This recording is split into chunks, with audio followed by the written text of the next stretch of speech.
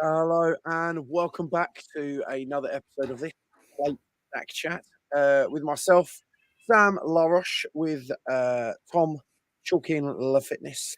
And if you're watching tonight live on YouTube, you will notice that Jason has changed gender. No, Jason's going to be here, or he might not be here this evening. But we do have the wonderful Robyn Wright on with us this evening. If you don't know who Robyn Wright is, she is the youngest member of the European, I believe, the youngest member of the European CrossFit Seminar staff. She's one of only 2 women in the UK seminar staff. And she's just an all-round legend. Currently lives in Glasgow, coaches at CrossFit Glasgow. Yeah, really fun. Welcome to the podcast, Robyn. Thanks for having me, guys. Looking forward to it. It's gonna be fun. How you doing, Tom? You all right? I'm good. I'm good. Yeah, I'm sounding better than you are. Someone's been emceeing at the weekend, haven't they, Sam? How could you possibly tell? Yes, yeah, it was, mate. This weekend was brilliant, absolutely brilliant. It was. We were lacking quite a few volunteers this weekend, but that is another podcast in maybe next week or a couple of weeks' time. So we can talk all about that. Maybe we'll get Hornsey on, have a chat with him. But yeah, I absolutely love this weekend. I was at Battle for Middle Ground, March Mayhem. For those of you who didn't know what was going on, or for those of you who were too engrossed in what other things were going on this weekend. Robyn, did you do anything good this weekend? Just savaged my legs with a couple of lunges. Along those lines. No, the quarterfinals. Yeah, it was super fun. It was really good. It was really eye opening for sure. It's good. Yeah. What was your strategy, Robyn? Did you do like 3 on Friday and 2 on Saturday, or I guess you may be having to juggle it around coaching and stuff as well, right? Yeah, I was actually really lucky in terms of I don't coach the weekends. I coach some teens on the weekends, so it's only 1 class. But I actually went with the 2-2-1 approach. So I did 2 on the Friday, 2 on the Saturday, and then 1 on the Sunday. It seemed to work pretty well. So no, that's fair enough. But I think it's that's one of the things I've seen is that like on the calendar you kind of see it as like, oh, it's 3 days, but then they had 5 workouts again, and they were all announced ahead of time. Well, ahead of time. Yeah. So there was that ability, I suppose, to kind of you could potentially do like 3 on the kind of Friday and 2 on the Saturday, and then just kind of work it out from there. But saving workout 5 till Sunday then with the heavy snatches. Yeah, so that one was going to be what it was for me. It was a bit like the heavy snatches where, well, I'm to put it out there for people that don't know me and athletically, I'm more of your like endurance, CrossFit, go type person versus the heavy weights. So that one was going to be what it was going to be for me anyway, and it still went well. I'm just looking to like plug some gaps in the near future with that one. I was being the stato nerd that I am. I did have a look at your unofficial results. Going to get that out there. You know that there's still reviews going on, especially in terms of like final rankings. But event 3 was definitely your jam, which was that was the shuttles and wall balls or something, right? Yeah. So it was a ascending ladder followed by a descending ladder of wall balls, shuttle runs, and rope climbs. Okay. Safe to say that shuttle runs don't make you look very athletic. Not fun. What was it? Was it a 20 meter, 15 minute shuttle run? Was it, or a 10 meter shuttle run? It was 25 feet. So okay. Oh yeah. Thanks, America. Yeah. So whatever that is, but instead of it being like 1, 2, 3, 4, it was 1, 2. So it was a lot more than you actually thought it was. So it was 50 foot per rep. Yeah. Yeah. Fair enough. 25 feet. That's like, what is it? 3 feet to a meter, isn't it? Yeah, so it's like 6.5 meters or something. I'm sure there are guys who like long jump that far. Like, just I like think broad someone jump. worked it out that it was like over 1 kilometer of shuttle sprints or something like that. Is that all? Yeah. Shuttle sprints, love that. We've got, sorry, just going back, I wasn't checking our comments. We've got no Jason this evening. So Jason normally puts our comments up. But Sophie put in, hi, I think any comp during Mother's Day weekend will always be hit, especially when volunteers are required. And during the quarterfinal weekend, just unlucky. To be honest, I think it was completely out of order for CrossFit to put the quarterfinals over the top of the of Battle of Middle Ground March Mayhem. I think that was very inconsiderate. You know, they need to have a chat with the higher ups there. So I don't know if you're in touch with any of those higher ups, Robyn. If you can, tell them my displeasure about that, because it did stress me out a little bit. I'll be honest. I think it's above my pay grade. I'm sorry. I was going to say, I reckon you've not got Justin Burr on like speed dial. not quite. Not yet. Not yet.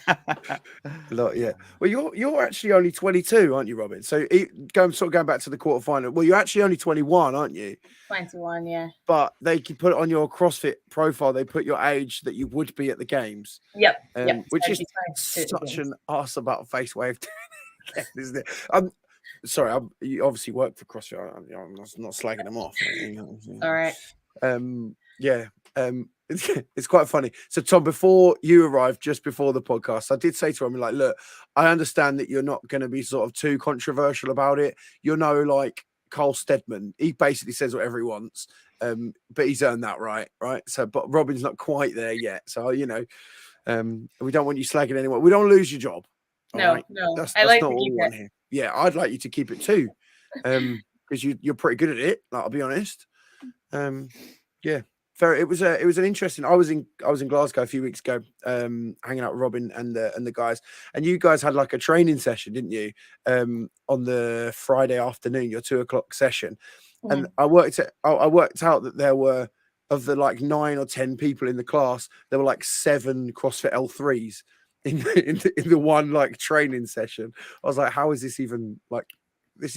Most boxes don't even have an L3, and like Glasgow have got 7, and that's not even all the coaches with an L3. Like, that was just that happened to be the ones that were there at 2:00 in the afternoon. Like, yeah. I was looking at the CrossFit Glasgow coaching roster, because that's the type of thing I do with my spare time.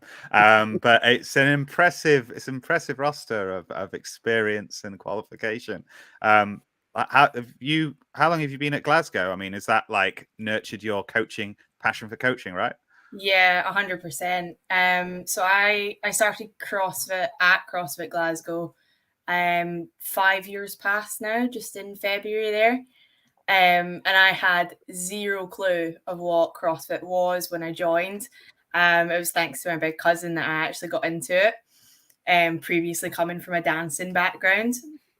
And then I'd had a year out of school because I'd been unwell, and Gavin, so the owner, just happened to say, like, I was hanging around at like 10:30, 12 o'clock classes that no one my age would be at, and I was 16, and he said to me that when I turned 17 in the June, that if I wanted to get my level 1 and start shadowing.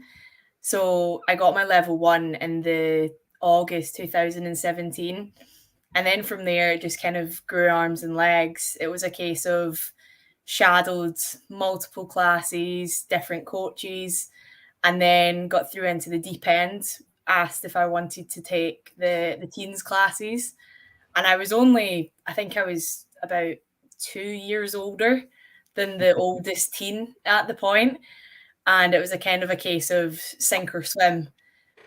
And then from there, like you say, there's so many different people that have got different qualities in the gym, which is super cool. And everyone else, so this is kind of where it comes in, being a little bit younger. Everyone else had went for their level 2, and I got really jealous that I was the only one that didn't have it. So I was obviously adamant that I was going to get it as well. And then from there, that just started the loop of, okay, now I want to get my level 3, and then just keep pushing from there. Mm-hmm. So always trying to learn and learn from the other guys as well. It's been great. Awesome. Competitive in your coaching as well as competitive in your CrossFit kind of on the competition floor, as it were.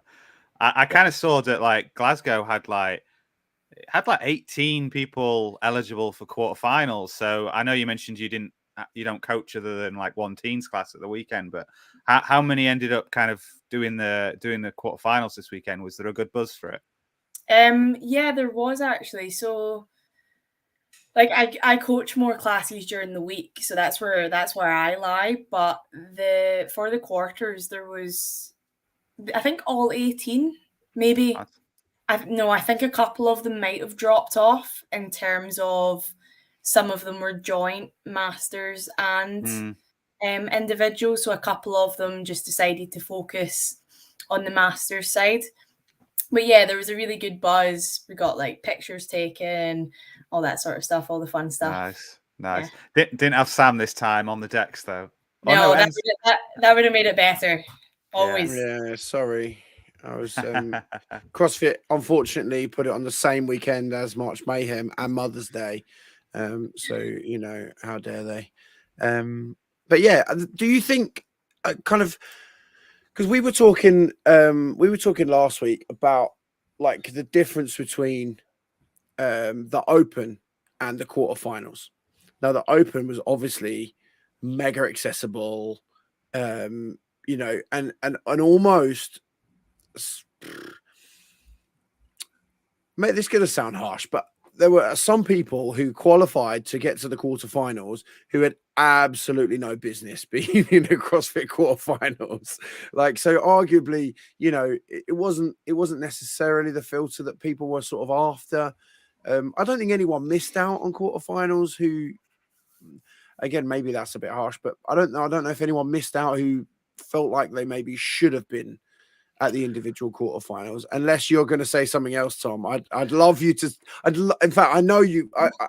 I know you well enough to know that you will have instances of people who missed out, who would have done better than some of the people who were there.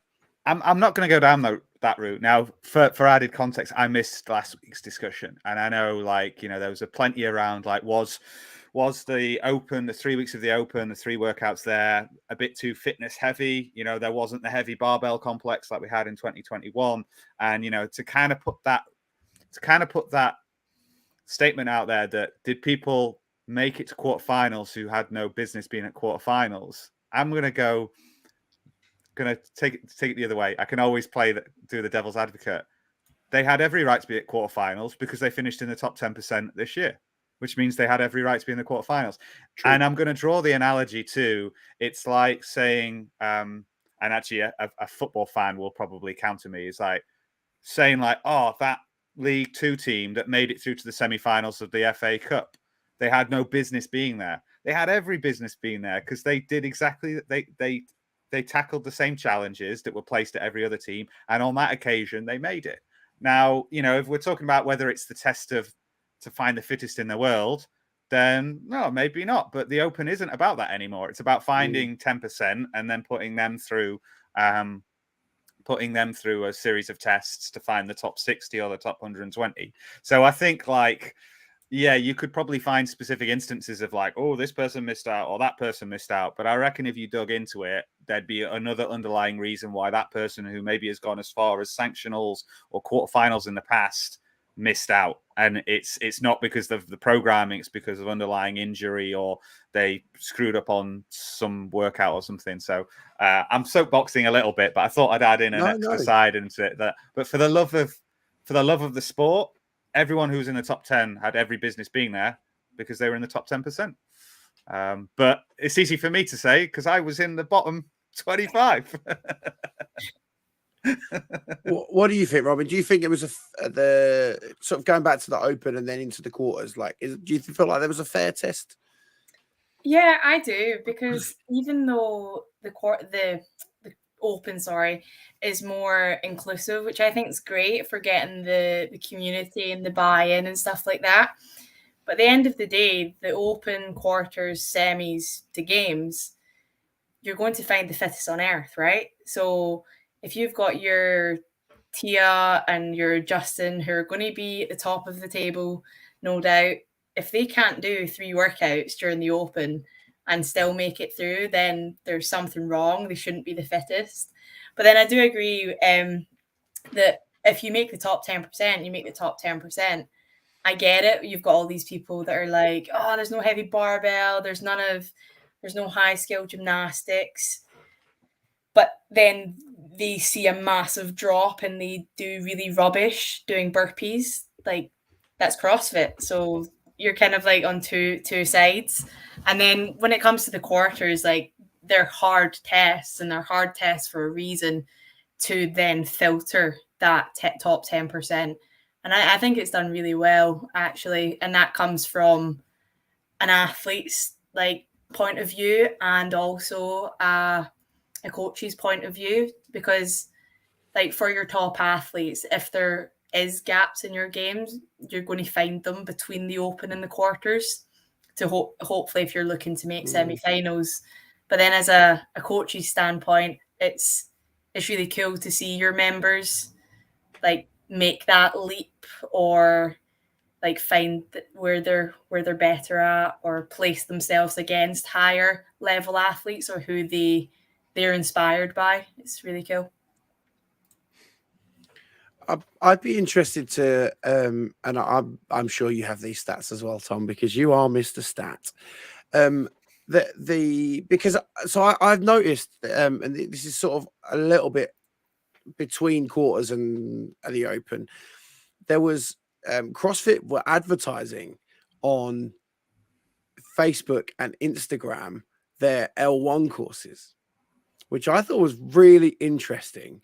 Like as paid ads, like sponsored ads, which I thought was really interesting, because this year, because of the way the judges course worked and because of the way you could judge, you didn't have to be judged by an affiliate anymore. So your affiliate owner didn't have to authorize your score.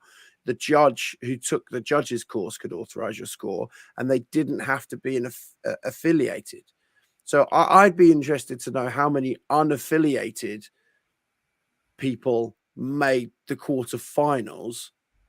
And not because they cheated or whatever, like, but do you know what I mean? Not because I think, oh yeah, unaffiliated people, they must have cheated, because I'm sure there are box owners who just literally go through and just tick everybody's, they just approve everybody's score, because why would they cheat?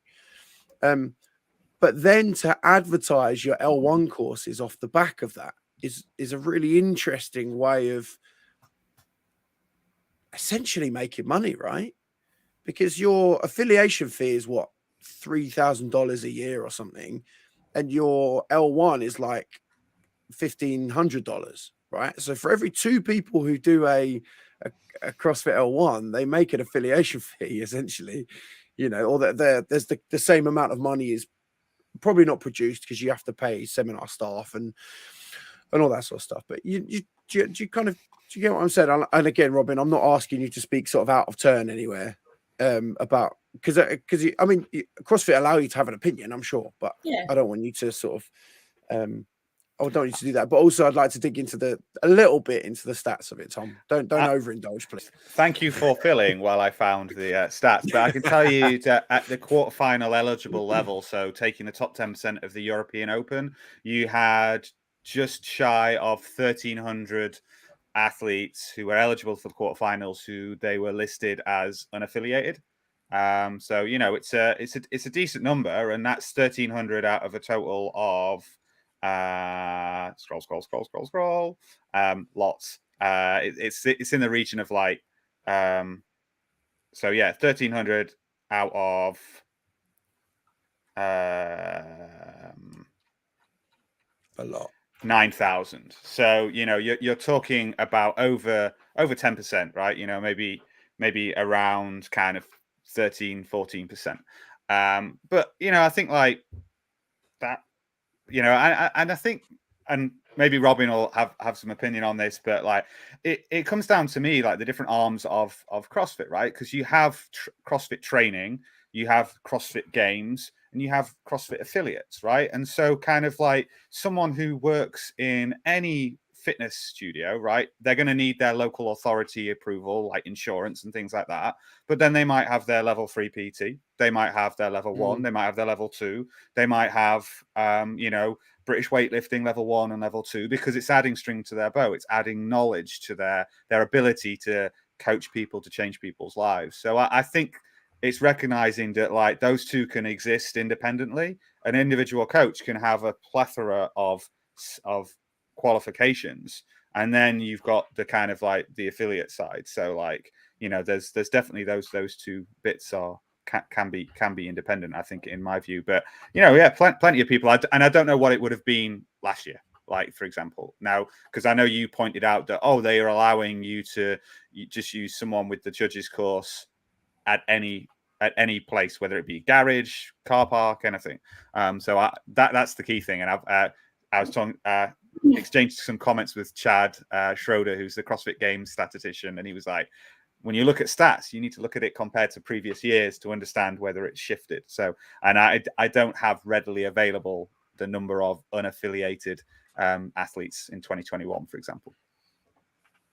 I think it kind of goes back to the, like, for instance, when I go into like a seminar at weekends, like people coming to the level 1 courses come from all walks of life. You've got people coming from CrossFit that have a knowledge of CrossFit, want to do CrossFit. They then want to be a coach. But then you have people that do have, like Tom says, have got like weightlifting knowledge, or maybe they're just a PT, and it's then pulling it all together. So I do think it's cool that you have that option for maybe someone that is just a level 1, just doing their own thing, maybe doing some PT, and they can promote the open and get people in to do the open as like one-to-one clients.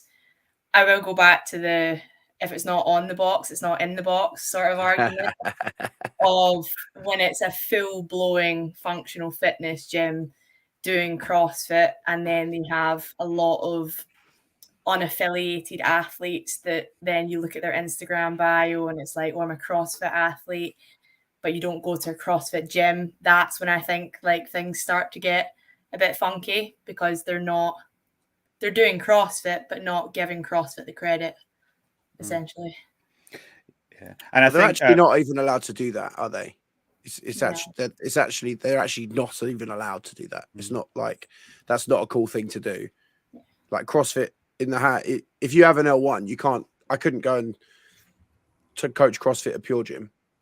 No, because they're not an affiliate.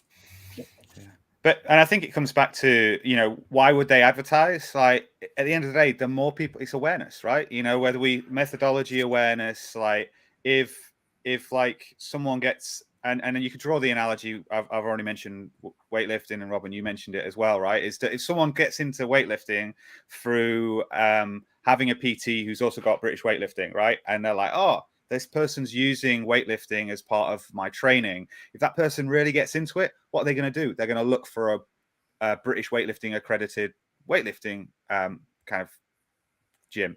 Same with like kind of if someone starts using functional fitness and then it's like, well, this is kind of like CrossFit.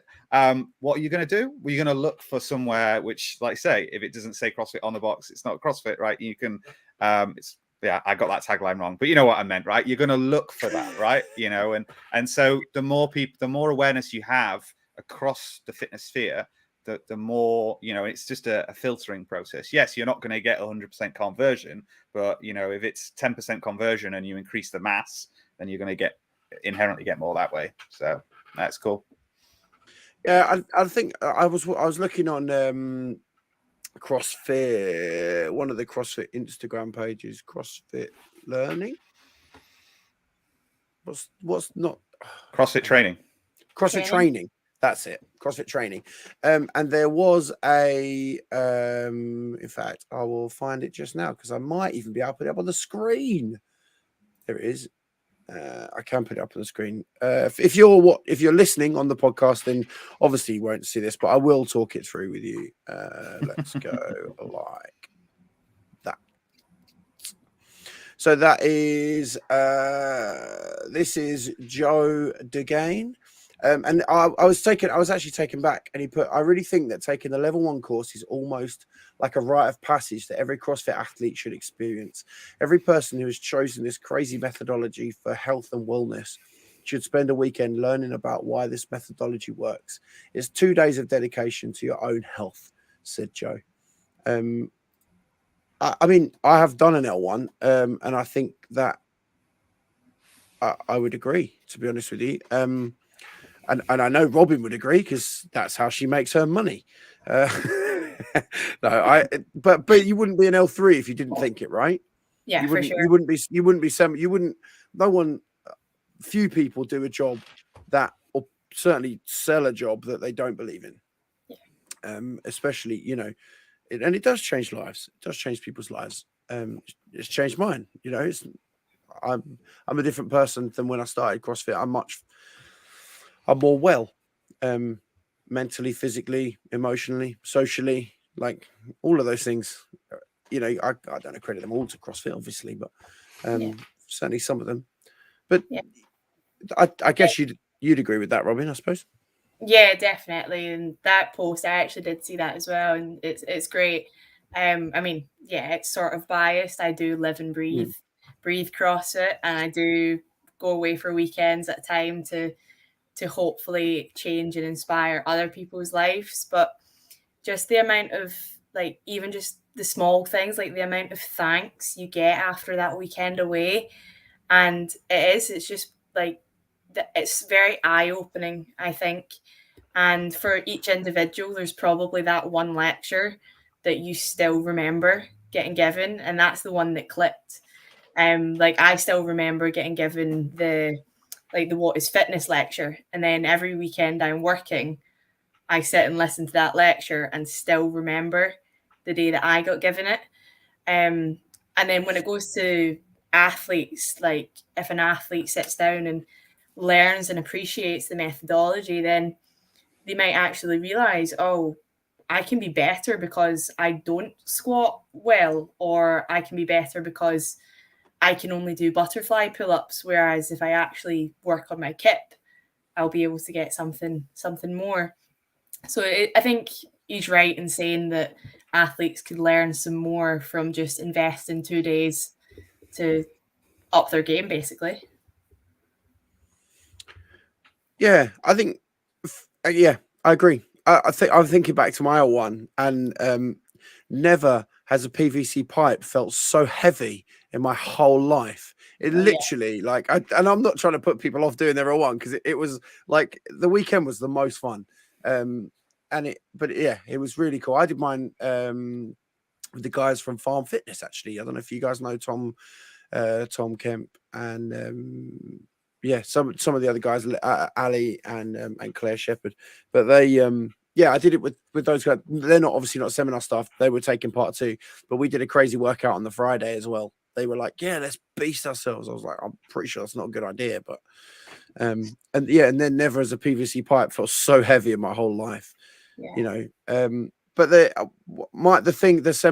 bit of the seminar that I really sort of really reached out to me was the squat. That was the squat bit, because we had someone in our little group that had quite an immature squat, and it was like basically going through how to correct that when you're coaching. And I was like, I now feel comfortable and knowledgeable to go out and share that, and and it felt really good, and it just kind of clicked. I actually found I had a little book that I was writing, like scribbling in. I found it the other day. Like it's still got my CrossFit name badge on it on the front, like Sam written on it, and it's got all my stuff. It's really cool to look back at that. But yeah, you're mad busy, aren't you, with seminars and stuff? Me? You're flying in a couple of weeks, aren't you? Next one is next weekend. I'm off to Iceland. Get on. Yeah, looking forward to that one. And then I think I've got a little bit of a break, and then back to back the month of May. I've got 3 back to back, which will be fun. Good times. Oh, they're not running a level 1 at CrossFit Strength and Depth, are they? I'm still seeing that as like a good kind of aspirational goal. I'm not expecting you to kind of like give an exclusive on that, but I actually don't know anything. Yeah. To be honest, I've heard some rumors about some chats and other things from different like affiliate owners or whatever, like just different people talking. So who knows? It would be really cool, though. I do agree. And I mean, to kind of link this in as someone who hasn't got their level 1, but I had Ollie on the panel discussion talking about community at the WIT Summit back before Christmas, and he talked around, you know, trying to kind of bring kind of CrossFit into some of the kind of the domestic events. Now, CrossFit Strength and Depth is kind of both. It's strength in depth, but it's equally it's a sanctioned semi-final event, right? It's a semi-final event, and I think to start being able to combine what is elite level competition with like whether it be seminars or just chats and panel discussions is a really good way of engaging with, just like running ads on Facebook and Instagram about the level 1, people having that serendipitous opportunity to sit down and hear like Carl speak or yourself speak, Oak speak, or any of the other seminar staff, and just be kind of like, hell yeah, like, you know, sign me up. Because I think the thing is we know what social media can be like. You can kind of just like scroll through it and actually like it's sometimes that longer form engagement, whether it be a podcast or whether it be like a chat at a live event, it can just offer that, it can seed that idea of like doing my level 1. Yeah, let's add it to the bucket list. So that could be cool regardless of what happens. It'll be nice to see that happen. So that's, you can definitely tell as well that seminar staff are really good at selling CrossFit. Because I literally spent, I think, how long we went for coffee for like less than 45 minutes, didn't we? It was like the walk from CrossFit Glasgow to Cafe Nero, and then from Cafe Nero back to CrossFit Glasgow. And Robyn had already basically signed me up for an L2. I was like, Robyn, I don't even coach anywhere. She's like, doesn't really matter. Just get your hours in. You know, you just shadow someone. You know, get it done, and then you know, just sign yourself up for an L2. You know, you've got 2 years before your L1 runs out. Like, I was like, sign me up, coach. Well, I was fortunate enough to speak to Carl and Rach before Christmas, and I was pretty much like, right, am I affiliating my garage? I'm affiliating my garage. So no, it's cool. We've been talking a lot about level 1 and level 2, but what about levels, Sam? Just to move us on. Oh, that was not even tenuous. Yeah, so like levels. Apparently, well, I genuinely know like very little about levels here. I tried to find them. I've been on my profile. I've been on everywhere, and I can't seem to work it out. I'm pretty sure I'm going to be a level 1 as an elite, you know, or I'll basically be whatever the elite athlete one is. So what is that, level 1? Is that level like gazillion? I don't even know. Is tier like unlimited?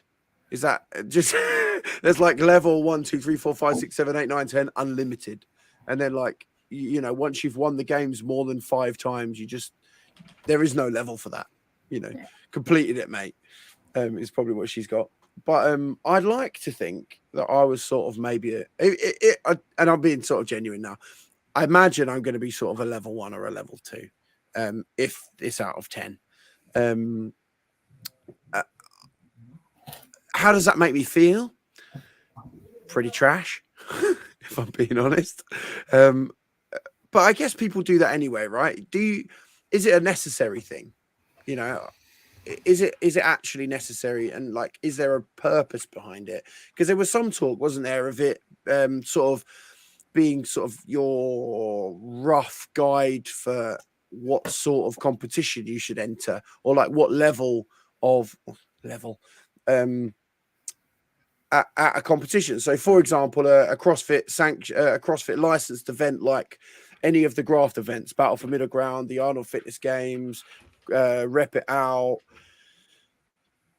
That's all I've got in my mind at the moment. But that you would, you know, they might publish, you know, this throwdown, for example, level throwdown category would be for level 1 to 3, say, and then I don't know, compete category would be from 4 to 5, and then the next category up would be from sort of 6 and above, say.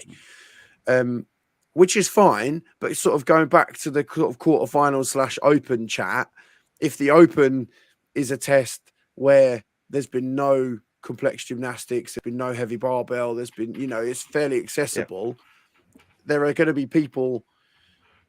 Well, and there are also going to be people who maybe sandbag the open, like who just to get a lower level so they could win competitions, which I think maybe is trash, but yeah. So my comment on this, and I know there was an idea that they were going to roll this out, and I think it's great to see kind of CrossFit increasing the ways that people can get involved in the open. What do they get? We got the badges a couple of years ago, which was like, how many years of the open have you done? And these are kind of new badges, right? And it appears, and there was a little bit for me, and this might have just been that I wasn't aware, but it kind of like became apparent that this was going to happen once I was doing the open. And that's kind of felt a little bit kind of like you're doing some work in class, and then they're like, this counts towards your grade, right? And you're like, hold on, I might have taken it a little bit more serious. Like, to be honest, for me, it wouldn't have made any difference. Like, I am where I am. But I want to go back to the analogy that I used earlier. So I spoke earlier around, people having no business being in the quarterfinals. But if they were in the top 10% of that open, then they have got every right to be in the quarterfinals for this year. And, I made the analogy for football around, well, if they've got through the second round, the third round, the fourth round, the quarterfinals, they've got every right to be in the semifinals for that competition. And the analogy I'm going to draw is like, yes, for the FA Cup, they've got every right to be in that semi-final. But just because non-league Chesterfield get to the quarterfinals doesn't mean you then promote them to the Premier League for the rest of the season. And so there's that element there is like, it's like 3 workouts and you judge someone's fitness on that. So it's kind of like, I'm going to stick with my analogy being that I don't think the right people are going to be the top levels, but I think it's when you get further down and then you're kind of like, well, I didn't get a chance to show that I can do toes to bar. I didn't get a chance to do this or that. Now for me, I'm going to be like, I'm just unfit right now. So I'm the level I'm supposed to be. But, I think it's a great idea, but it probably, and that's it probably needs a little bit of work, and it would be nice for it to be like cumulative, like if there was other things you could do to kind of work on your level, because kind of now I'm like, well, that's tattooed on me for 12 months. Yeah, I do agree. I think it's something that you have to like maybe let it play out for a couple of years and see how it goes, because I think if I'm right in thinking it became live on like week 3 of the Open or something like that.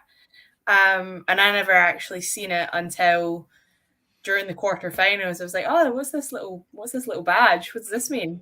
And then it tells you like, oh, levels 1 to 10, and then if you do well in the quarterfinals, then like 10's higher, 1's lower. So yeah, I do agree that it's got some time to play it out, and it's cool. Yeah, it's cool if it's another thing that people are going to like hold on to, and hopefully they can try and see that progression just amongst themselves, really, or if they've got a little small group in the gym and they're comparing levels during the Open, then yeah, that's cool. Yeah. Whatever people want. We all know that like comparison can be the thief of joy, and I think it's important that it's kind of done in the right way.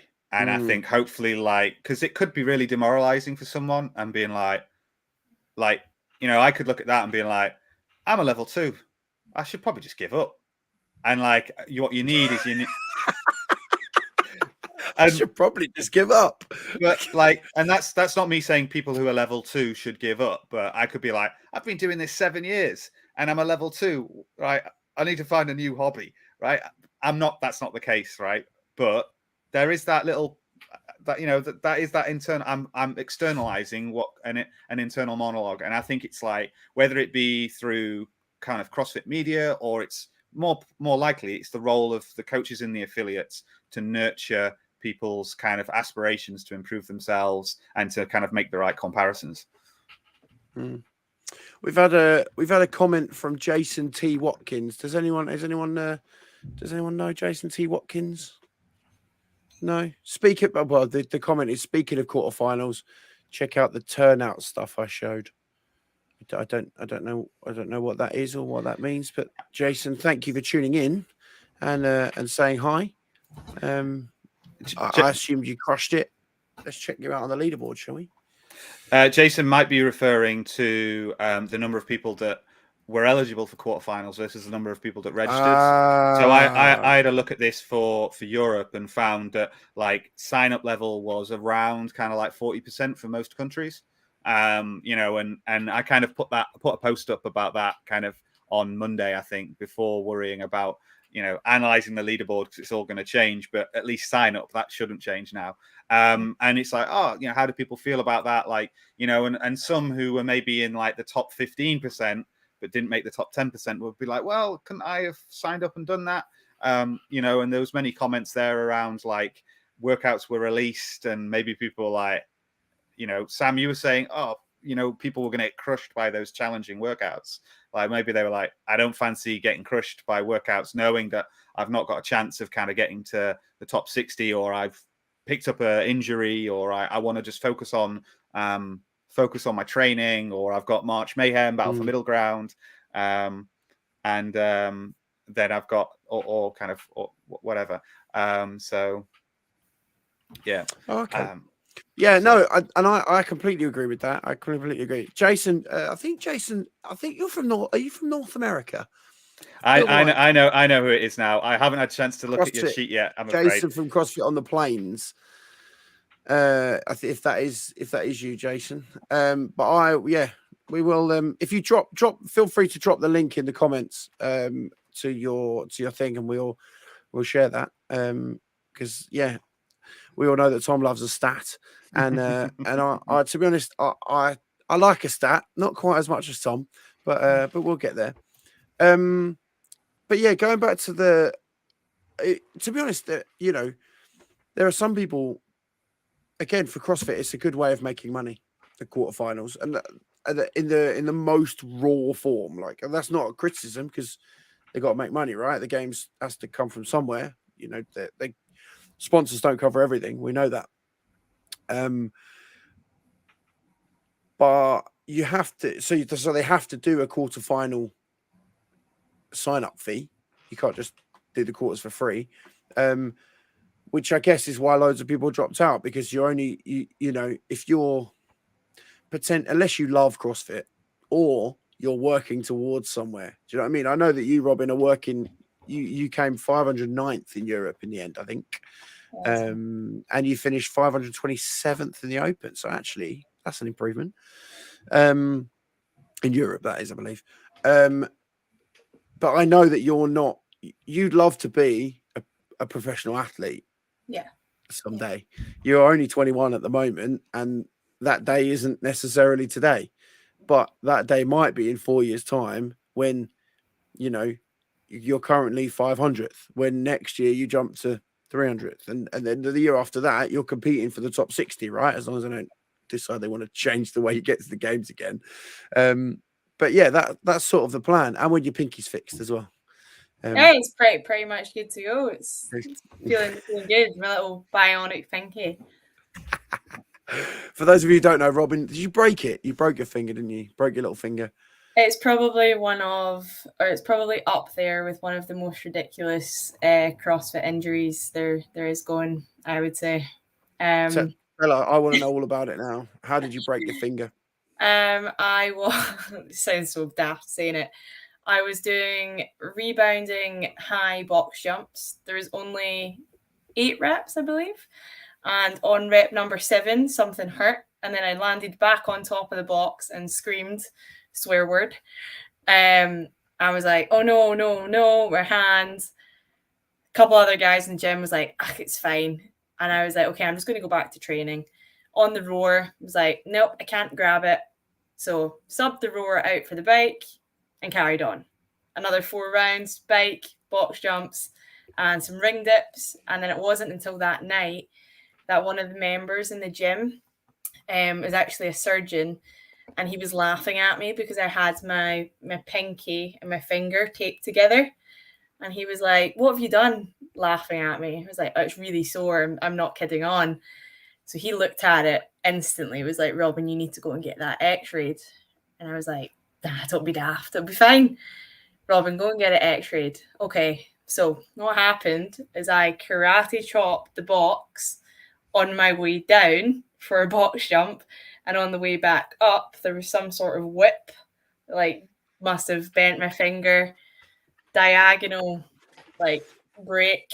So the doctor said that it was sliding. So now I have 2 lovely little pins in my pinky. Yeah. I did not know that. When you said you did a box jump, I was like, that's the most extreme box jump I've ever heard of. Just jumped on a box and broke your finger. Like, gosh. Yeah. So it was like, that was November. I got surgery. And then actually, I had told myself at the beginning of the year, I was like, I'm going to sit this season out and just train, because I'd been told it will be like 12 weeks before you've got full grip back. And funnily enough, at the quarters there, when the workouts came out for the total, I turned around to my coach and was like, "Hey, we've not done any heavy lifting." And I was like, "Yeah, it's fine. Just go in, no expectations." I hadn't done squat cleans, like heavy squat cleans, for about 5 or 6 months, just because to let the pinky heal, basically. And then, yeah, it was PBs, so it was happy days. So it was not to worry. Yeah, but yeah, it's back to full function now, basically. Because I remember how long was he open ago? Like 3 weeks ago. Where you were training for Saturday, maybe? Yeah. And you were doing those ring muscle ups, and you were getting so cheesed off because you couldn't get it, because your poor little pinky was like, "No, thank you, I don't want to do this." Yeah. But you got them, and you got them in the quarters. So ring muscle ups and snatching have been the two that have been like the hardest, I'd say, to get back, and just being patient with it, really. But everything seems to be clicking now, so in the right direction anyway. As long as it's not the pins clicking, we're fine. Hopefully. Well, talking about CrossFit Glasgow, talking about you, talking about all sorts of stuff like that, it seems that you have in fact, about 6 hours ago now, a certain gym posted some big news about you. Do you want to just share this? Is this like the first exclusive we've had? I mean, it's not technically exclusive because it's been on Instagram a couple of hours, but it's exclusive as it's going to be. Yeah, you can say it's exclusive. It's an exclusive. Well, to be fair, I've known for a little while, and I like you sort of swore me to secrecy, and I was like, I was like, oh, so I just kind of forgot. It's the best way. That's basically the best way of not being able to tell. Just forget. Forget. Oh, hang on. Just before you do it, we're bringing the big man in. Jason Croxon has just arrived in the building. Welcome, Jason. We're just about to hear some big news from Robyn. All right. Am I late? You're early for next week. Yeah, welcome back everyone to Plate Stack Chat. No, I'm joking.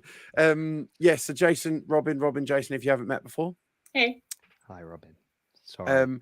Don't take it personally. I told them before I knew who the guest was that I was going to be very, very late today. That's all right.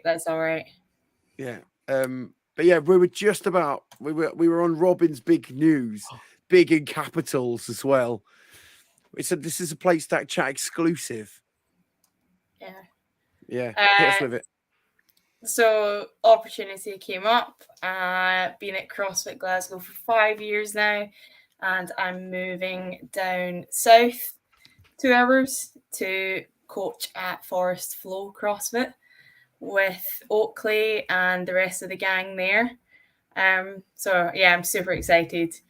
It's my first time moving out of home. I'm going to it's just lots of new things coming, but into a really cool environment. Very excited for what it's going to do in terms of coaching and also the athletic side of things. So yeah, it's really cool. And it's just technically been made official today. via Instagram. So yeah. There you go. Congratulations. That sounds super exciting. I was going to be like, it's like first time moving south of the border, and only your second kind of box, right? From what you were describing earlier. But given your seminar staff, I feel you're more experienced than most at coaching and being at other CrossFit boxes. So I'm sure you'll feel you'll fit right in. Be cool. Yeah, it's only my second box. It'll be completely different. And it's just a case of, before actually getting onto seminar staff, I hadn't really been to many different CrossFit boxes. So to actually move to one, but I already know a bunch of members there from being down on like little day trips or weekends away. And they're all great. So it's just going to hopefully just slide right in. And 2 hours, like having lived away from home, long enough now that I call home where I live now. But anyway, 2 hours is good because it's far enough that you can do a day trip, as you already know from doing day trips down. But it's far enough away that normally you get a heads up and they don't just turn up unannounced. Yeah, sounds good. No, I quite like the. I've never been able to visit Forest Flow, but I chatted to Oaks recently for the podcast over on Talking Fitness, and it sounds amazing, quite different, and it'll be very different to say like the railway arches of CrossFit Glasgow to the kind of like the lake shore of Forest Flow. So quite a change in scenery as well. Oh yeah, massive. Even when I was down a couple of weeks ago, like looking for places to stay and stuff like that, and where I was going to move into, it's just, you realize how big it is living in a city when you aren't then in a city. Just everything's so much bigger. But yeah, definitely it's going to be completely different in terms of the railway arches and just the different space as well. Like CrossFit Glasgow's grown even from when I started. And then obviously Forest Flow is still very, very new as well and still building, which is going to be really cool to be a part of. Oh, I'm stoked for you. I don't know about anyone else. I'm well happy. I'm made up for you, mate. Made up for you. Well, I would just like to see, for example, if next year Forest Flow suddenly have this insane number of people doing the open, and like CrossFit Glasgow really drops off, then we'll be like, oh, okay, we've understood what's happened here. Or if suddenly they get interviewed during the open announcement, then we'll be like, right, okay, we've understood it was never Glasgow. No, it was Robyn. No. Okay. Jason's all about finding the correlation or the causation. Sorry. Yeah, you know me, I love the stats. Oh, sorry, no, Tom, that's you. We've already had a good geek out on stats this evening. Robyn was sitting there like twiddling her thumbs for a few minutes while me and Tom were geeking. But yeah, well, it gives me another box to go to during the open. Yeah. That'll be fun. I haven't met Oakley yet. I like the kind of. Are there other sort of cool names of people? Because like Robyn's a cool name and Oakley's a cool name. Like I don't know. It doesn't seem like someone like Sam would coach, or like a Tom or a Jason. It'd have to be like a Tarquin or a I don't know. I'm getting a very Robin Hood vibe from Robyn, Forest, Oakley, Woodhouse. It just seems. Is Little John going to be there? And I'm not talking Robin Hood. I'm talking like, watch out, like on the Usher videos and stuff. Yes. Oh, it's good. No, I'm stoked for you. When is that happening? When you actually move in there? So the move is next Tuesday. And then I think my first day coaching is not till the next week because I'm away on seminar. So yeah, be good. So my big question for you is: are you a fan of open swimming? Right, because that seems to be kind of a big thing for the Lake District and more specifically Forest Flow. Yeah, no, I am. I love the cold water. Love the swimming. Paddleboard any chance I can. Yeah, it's great. Do you have your own paddleboard? I do. That's actually that there. So you can see there. Have you got a spare? Do I have a spare? I don't. Yeah. Oh, but well. I can find it. I can find one. You can come and visit, and I'll find a piece of wood we can throw in there for you, Sam. You can stand on that. just, fine. Just take the door off and fine. It's not Titanic. Well, no, because we all know how that went, didn't we? Okay. And then you're just up the road. You've got Fell CrossFit as well, right? So yeah, Fell's not far. Great coffee amazing. shop there. So yeah. I've got some last exams to finish for uni as well, so I'm going to be making the most of that coffee shop for sure. Let's get out and about. Good times. Living the dream. Well, Jace, you've sort of missed the whole shebang today, but have you got any? Have you got anything that you was burning on your heart to say? Not necessarily to Robyn, because that'd be weird. Well, but I've like no just idea generally. what we talked about. So we talked quarterfinals. We talked. I know you have some things on levels. We can jump back to levels if you want. And then, I mean, Robyn's big news has been the kind of other thing. Yeah. But yeah, the quarterfinals. How did you do, Jace? I assume I did amazing. PBs left, right, and centre. Yeah. I mean, honestly, the only reason I came on is because so far of the three of us, I'm the only one to not have missed an episode, and I was just kind of trying to keep that streak alive. So I desperately ran in the last. I should have just not let you in if I'd known that was the only reason you were coming. And level. I mean, yeah, probably the only thing I'm interested to talk about was levels. And I don't know what you've already said on it. I don't know if you've already referred to it as CrossFit's new way to make you feel bad about doing CrossFit. I said it more constructively than that, but kind of. Well, I feel like we used to sort of say if you did CrossFit, you were already better than the average human, like physically, right? Like just doing CrossFit made you better. And now it's like, nah, you're a level 1. You're not better than anyone. Yeah, I don't know. Just I'd heard from our guests of last week, Matt and John, and the levels had come out. They weren't happy with their levels. I can't even find mine. Don't know how to get it. I found yours because when I saw my, I'm a 1. Is there a 0? No, there's not a 0. But which means I'm a 1. You're a 1. Did you find your level, Tom? I did, yeah. Like I said, yeah. I don't know if I said I was a 2, but yeah, I kind of explained, kind of expanded on that a bit. But Sam, the good thing about a level 1 is if you go cross-eyed, it's level 11, which is higher than everybody else.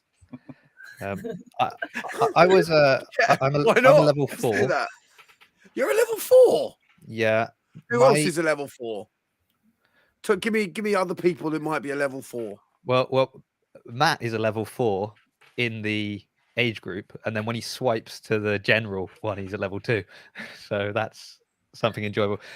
My issue with the levels is the statement around them that just says levels are a numeric representation of an athlete's fitness.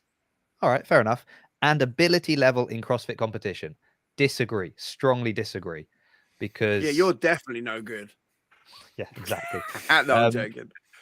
Ability level, I can't believe that the 3 workouts we had of the Open tested people's ability in CrossFit when there was no Olympic lifting, not really any, until that final workout, high skill gymnastics. So ability, if you're going to judge someone on like whether or not they should RX a competition, if they have the ability, I don't think the Open has tested it enough to determine who has, different abilities. General fitness maybe, but that's my takeaway on it. That was all. I mean, if I'd come on an hour ago, I'd probably have loved to speak about it for 2 hours and moan about the level. I want to know where you found it. Where on your profile? It's on your profile. I'm literally on my profile right now. Click your head in the top corner. Ooh. Yeah, view profile. Yeah. Oh, yeah. Level 1. For those of you, where were we? There you go. Look, La Roche. I don't know. You can't even see that. Can you? Yeah. Zone out. Level 1. Level 1. Is there another one?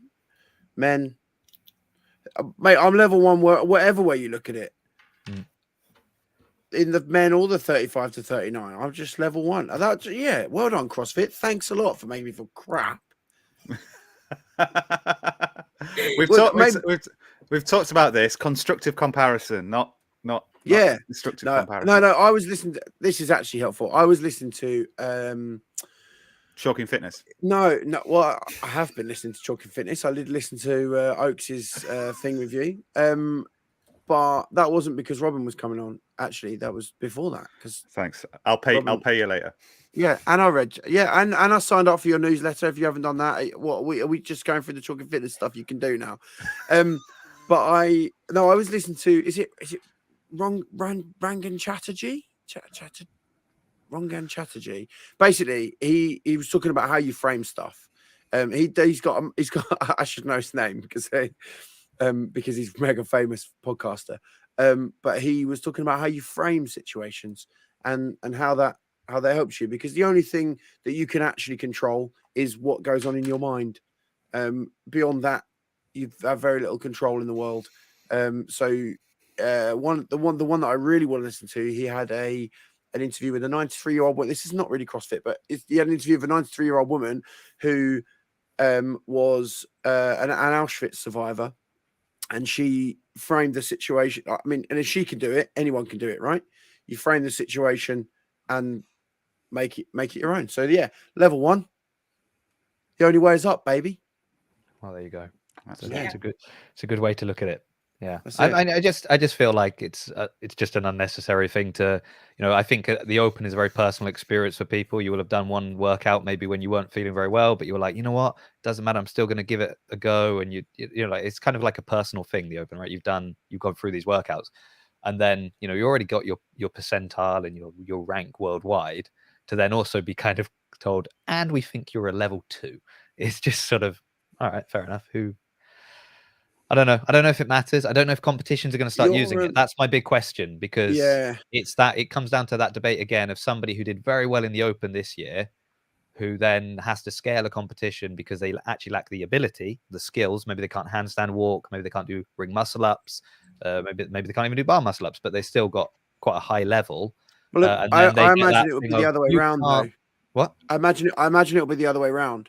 So you can go up, but you can't go down. Yeah, which would make sense from the Open. So if no, but what do you mean you can't go down? That's what I'm saying. If you can't go down, if you can't go down, then yeah. And then you go to a competition, you say, well, I need to do scaled, and they say, well, no, you're level 7, and you say, yeah, but I can't handstand walk, I can't do ring muscle ups, I'm just good at deadlifts and burpees. Like that's that shot runs and rope climbs. Yeah. That's Robyn's jam. Anyway, it doesn't matter. Level's great. Fine. Everything's good. As I've said last week, and said probably to Tom when he wasn't on last week, but we've spoken off pod, I'm happy with training at the moment. Like, don't really care about the Open quarterfinals, anything like that. I'm really enjoying actually participating in CrossFit myself. So that's the if anything, the Open was a distraction, and I'm happy to be back to just focused on what I need to do. There we go. What level are you, Robyn? Do we know? I can check. Yeah, we'd all like to find out, because actually this might make a difference to whether Oakley hires you or not. What level you're? If you're level 4 or below, then it's going to be 6 or 7. I'm an 8. Oh. Yeah. You're an 8. 8 out of 10. Solid 8 out of 10. Solid 8 out of 10. Yeah. Ooh.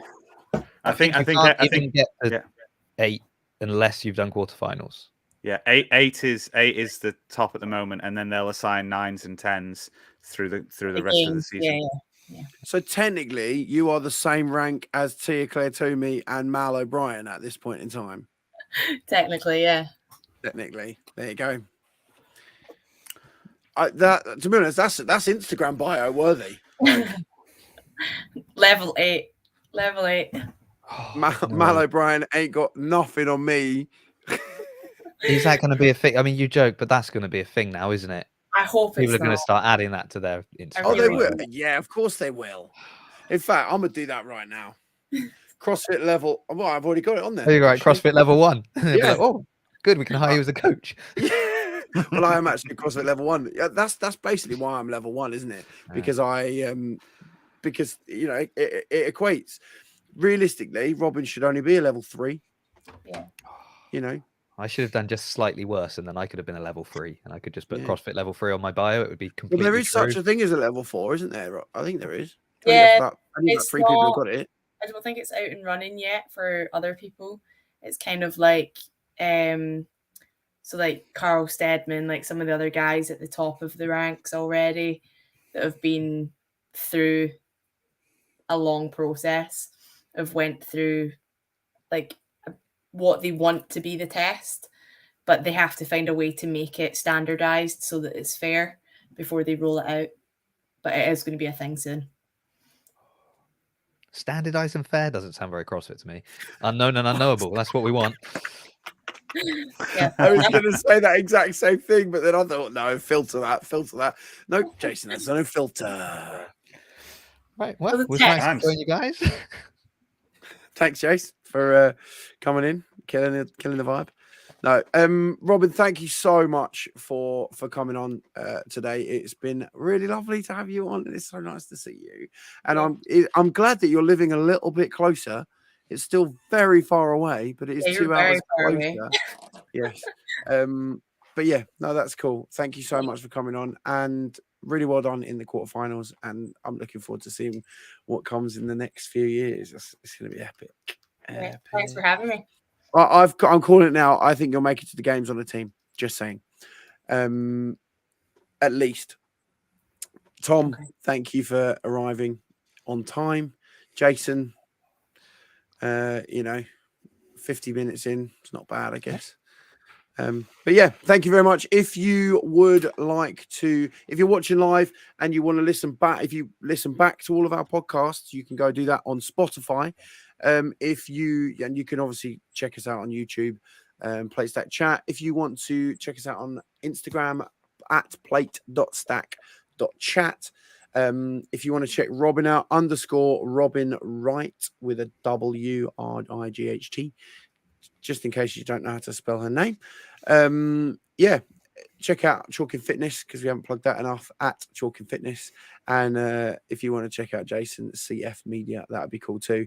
You'll see him getting PRs every week at the moment, which is pretty decent. Yeah, thank you very much for tuning in, and we will see you again, same time, same place next week. Love you. Bye.